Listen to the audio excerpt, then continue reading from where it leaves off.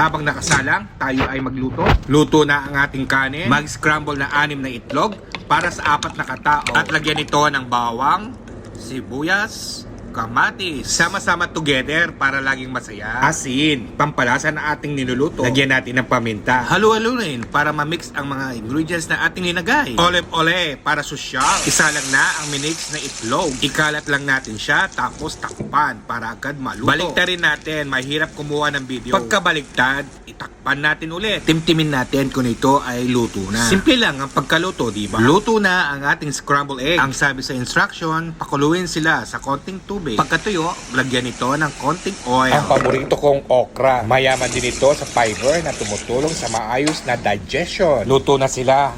Simpleng ulam lang for today, guys. Nagluto ako ng scrambled egg. Kanin.